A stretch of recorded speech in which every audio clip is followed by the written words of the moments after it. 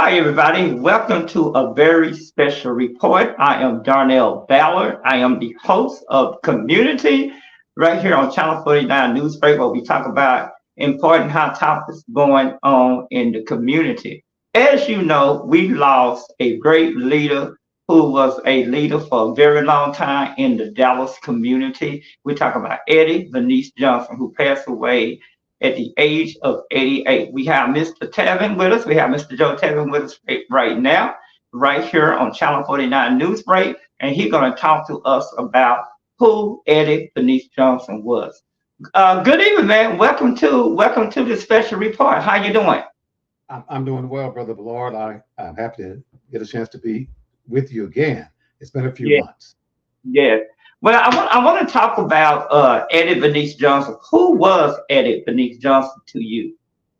Well, to me, first of all, she's a community leader, one who's dedicated much of her life to the community. And I think she did a very excellent job at that, from state Mhm. representative to her being a nurse or former nurse, to her serving in the U.S. Congress, the House of Representatives, for 30 plus years. So she was that. But beyond what the community says about a loss, etc., she was somebody's mother, somebody's sister, somebody's aunt, somebody's grandmother. And so that's the essence as far as I am concerned, because many folks go about their way and they lose contact or don't focus on family the way Mhm. that they should. And so I think she should be commended for that. And so when I said that, to say this,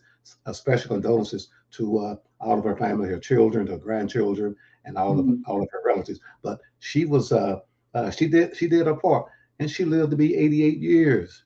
Yeah, That's yeah. a well-lived life, and what the case is. And so each of us will have a time that will come where people will talk about us in one way or the other, positively or negatively. But I have Mhm. nothing but positive comments and commendations for the service that Representative uh, Eddie Bernice Johnson contributed to the 30th Congressional District, to the state Mhm. of Texas, and to the nation for that matter.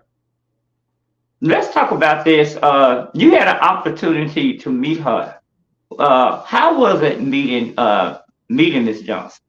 But well, the times that I met with her, I was in her presence. She was always accommodating and and treated me and I guess anybody else with respect and Mhm. whatever. So she was always positive, and I attended programs like maybe Christmas parties, other things at her congressional office here in Dallas on many occasions, and whatever. So over the 30, I've lived in Dallas into my 33rd year, and so over that period of time, I had the opportunity to be in her company numerous times, and it was always pleasant and cordial.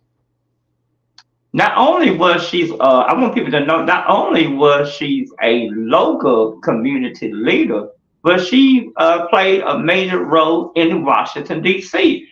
Even the president of the United States sent out a statement.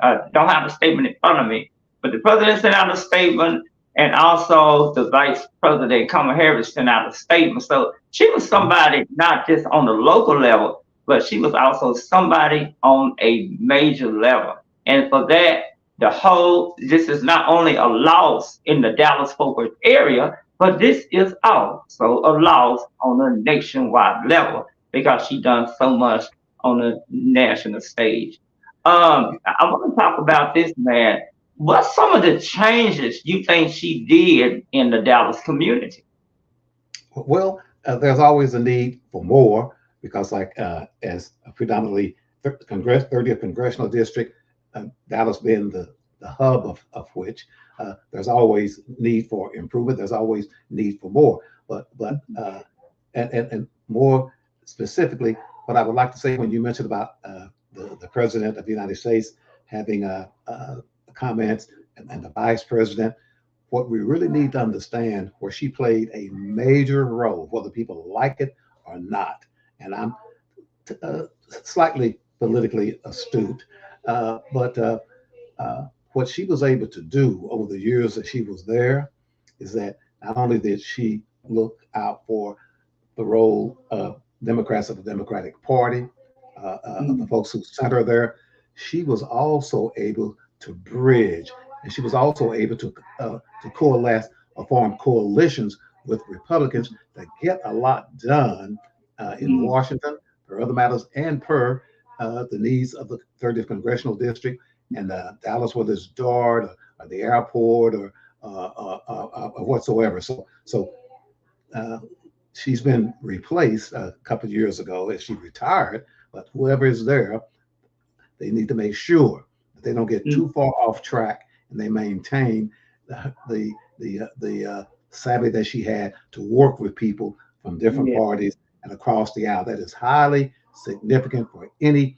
representative, and she did that very well. Well, I will tell you that since Jasmine took her place and got voted in, she's been doing an excellent job making major impact not only in the Dallas-Fort Worth area, but Jasmine Cracker has played a major role all across the country as far as fighting up against the Republicans. So I think Jasmine definitely is doing a great job, and that was her pick before she left this earth. That is correct.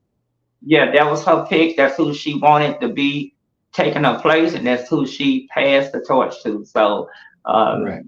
happened early part of this year, and again, man, I mean, last year, she's definitely going to be missed in the community and across the country, man. She played a major role across this nation, man.